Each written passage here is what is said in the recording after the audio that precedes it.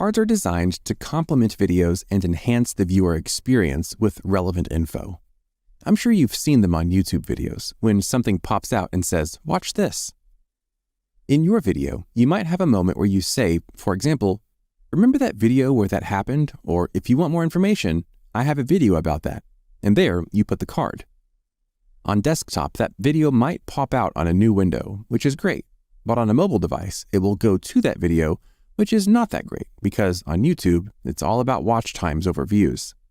So if you go to your analytics in YouTube Studio and see that people might be dropping off your video after some time, let's say 2 minutes, you might want to add a card there to keep the viewer on your channel.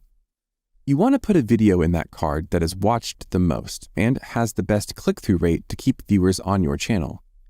We will see in the analytics video which cards are clicked the most, and we can see which ones work the best. With end screens, we can suggest other videos from our channel to the viewer. You want to keep the viewer on your channel for as long as possible, right?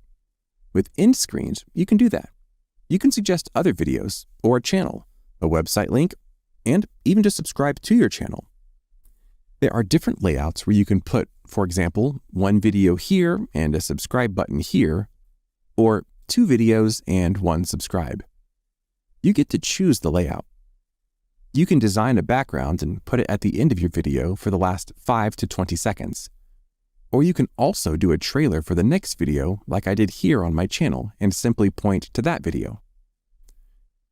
From my point of view, a trailer is much better than an image because we are looking for trailers mostly when we search for a movie, right? You can find a lot of templates for the end screen, and I will put some of them in the video description. So, in essence, use cards and end screens to show off your best videos.